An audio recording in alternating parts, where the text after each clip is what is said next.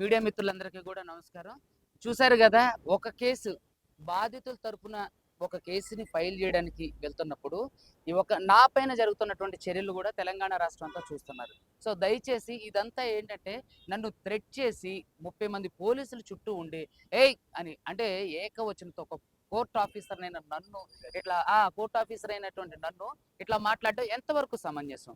అదే విధంగా ఎవరైతే అక్యూజ్డ్ ఉన్నారో ఇప్పుడు ఈ మంగ్లీ కోట్ల స్కామ్ లో ఉన్నటువంటి మంగ్లీ అండ్ ఎవరైతే ఉన్నారో వాళ్ళందరికీ రాజలాంఛనాలతోనేమో స్వాగతం పలకడం, మాకేమో ఇట్లా ఇది ఈ విధంగా ప్రవర్తించడం, ఇది నిజంగా కోర్టు వ్యవస్థనే అవమానపరిచినట్టు, న్యాయవాదులందరూ కూడా అవమానపరిచినట్టు. ఒకవేళ వాళ్ళు బ్రీత్ అనలైజర్ టెస్ట్ చేశారు, పాజిటివ్ వచ్చిందా? రాలేదు. 30% దాటితే ఏదో వచ్చినట్లు.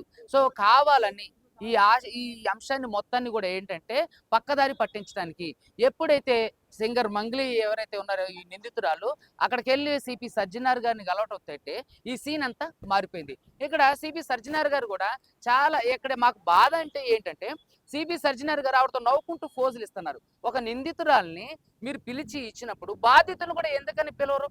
అదే విధంగా అసలు ఒక నిందితురాలు ఇన్ని కోట్ల స్కామ్లు ఎదుర్కొని ప్రజలందరూ మద్దతు కూడగట్టుకొని పాపం బాధితులందరూ రోడ్ల మీదకి వచ్చి న్యాయం చేయమని అభ్యర్థిస్తుంటే ఒక నిందితురాలతో ఫోటో దిగుతారా? ఇది ఎంతవరకు సమంజసం? ఈవిడ ఏంటంటే విక్టిమ్ కార్డు ప్లే చేయడానికి ప్రయత్నం చేస్తుంది. ఈవిడ ఎవరైతే ఉన్నారో అంటే అక్యూజ్డ్ గా ఈవిడ ఎక్కడ కూడా పోర్ట్రే కాకోకుండా నేను ఏ తప్పు చేయలేదు, ఇదంతా అవాస్తవం, ఇదంతా నా మీద కావాలని చేస్తున్నారని చెప్పి అంటే మీడియా దృష్టిని తెలుగు రాష్ట్రాల్లో ఉన్న అంటే ప్రజల దృష్టిని మరల్చడానికి చేస్తున్నటువంటి ఒక మభ్యపరమైనటువంటి చర్య. దయచేసి పోలీస్ వ్యవస్థ కూడా వాళ్ళకి సహకరిస్తుంది. బాధితులందరికీ కూడా న్యాయం జరగాలి, దీని మీద ఫెయిర్ ఎంక్వైరీ జరగాలి. ఎవరైతే నా మీద బ్రీత్ అనలైజర్ తో టెస్ట్ చేశారో ఆయన్ని ఖచ్చితంగా చట్టపరంగా శిక్షించాలి. అదేవిధంగా ఈరోజు బార్ అసోసియేషన్ కి, తెలంగాణ రాష్ట్ర బార్ అసోసియేషన్ కి రిప్రజెంటేషన్ ఇవ్వడం జరిగింది. ఇక నుంచి పోలీస్ స్టేషన్కి కోర్టుకు వచ్చే ప్రతి పోలీసుని కూడా బ్రీత్ అనలైజర్ చేసిన తర్వాత మాత్రమే మేము కోర్టులోకి అనుమతిస్తాం. అదేవిధంగా సార్ వాళ్ళు చెప్పారు. అదేవిధంగా దీని మీద ఫెయిర్ ఎంక్వైరీ జరిగి అతని మీద గట్ట చర్యలు జరగకపోతే మాత్రం హైకోర్టులో అన్ని రకరకాల రిట్లు ఫైల్ చేయడానికి మేమంతా ఇప్పుడు అంటే సిద్ధంగా ఉన్నాం.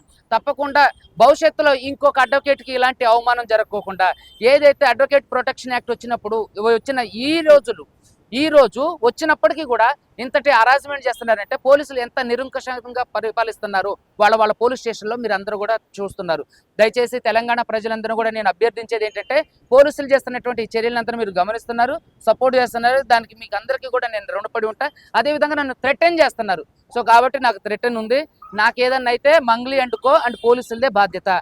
ఇంకొక విషయం ఏంటంటే ఇప్పుడు ఏదైతే ఈ సినారియో అంతా జరుగుతుందో దీంట్లో బాధితులకు దయచేసి న్యాయం చేయండి. నా మీద ఏవైతే తప్పుడు ఆరోపణలు చేస్తుందో ఇప్పటి వరకు ఒక్క ఎవిడెన్స్ కూడా ఆవిడ ఇవ్వకపోవటం చాలా హాస్యాస్పదం. పోలీసులు కూడా అంటున్నారు ఇప్పటి వరకు ఒక్క ఎవిడెన్స్ కూడా ఇవ్వలేదు. అన్ని అలిగేషన్స్ చేస్తారు. నేను అన్ని వివరాలు చెప్తున్నా, అన్ని ఆధారాలు ఇస్తున్నా, బాధితులను తీసుకొచ్చి మాట్లాడిస్తున్నా, తప్పు చేస్తున్నా. మంగ్లీ వచ్చి ఏదో ఒక స్టేట్మెంట్ ఇచ్చి వెళ్ళిపోతుంది. చెప్పు నీ దగ్గర ఉన్న ఆధారాలు ఏంటో చూపించమ్మా. ఈరోజు ఆమె బంజారా బిడ్డ అయ్యి ఇంకొక బంజారా బిడ్డను లాగుతుంది. నాకు ఎవరు అంటే క్రష్ అని, నేను బిగ్ బాస్కి వెళ్ళాలని, ఫేమ్ కోసం చేస్తానని. ఈరోజు సుబ్బు అనే ఆయన సడన్గా రాలేదు. గత 9 సంవత్సరాల నా ఎక్స్పీరియన్స్లో నేను ఎన్నో సామాజిక అంశాల మీద కొట్లాడా, ఎన్నో కేసులు ఫైల్ చేశా. నాకు పేదల అడ్వకేట్ అని పేరుందండి.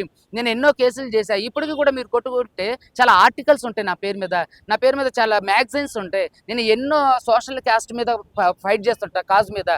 సో ఇలాంటివన్నీ కూడా నేను ఎప్పుడు కూడా ఫేమ్ కోసం ప్రాకులాడిన వ్యక్తిని కాదు. ఈ కేసుని డైవర్ట్ చేయడానికి చేస్తున్నటువంటి అనాగరికమైన చర్య. దయచేసి ఇవన్నీ కూడా ఎవరు నమ్మొద్దు.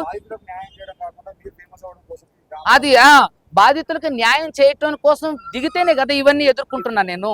సో బాధితులకు న్యాయం చేసే సమయంలోనే ఇదన్నీ చేస్తుంది. సో కాబట్టి ఈమె విక్టిమ్ కార్డ్ ప్లే చేయడానికి చేస్తుంది. కాబట్టి దయచేసి మీరు ఎవరు కూడా ఏమండి అవన్నీ కూడా బిగ్ బాస్ లో వెళ్తాడు 150 కోట్ల బయటకు వచ్చింది ఆల్రెడీ ఇప్పుడు కాదండి, నేను 2 సంవత్సరాల క్రితమే బిగ్ బాస్ ఇంటర్వ్యూకి వెళ్ళా. సో కాబట్టి ఇదంతా ఏంటి అని అంటే ఎందుకు తీస్తున్నావు వీడియో, ఎందుకు తీస్తున్నారు? హలో ఎందుకంటున్నా డిపార్ట్మెంటా? మేము కోర్ట్ ఆఫీసర్లం అయ్యా. ఏం తీస్తున్నావు అయితే? సో ఇక్కడ విషయం ఏంటంటే ఇదంతా కూడా పక్కదారి పట్టించే ప్రయత్నం చేస్తున్నారు. సో కాబట్టి దయచేసి ప్రజలందరూ కూడా దీన్ని గమనించాలి. ఆవిడ నమ్మొద్దు. ఎవరైతే తప్పు చేసిన వాళ్ళు ఉన్నారో వాళ్ళు ఖచ్చితంగా చట్ట ప్రకారం శిక్షించబడతారు. దానికి నాది హామీ. Thank you so much.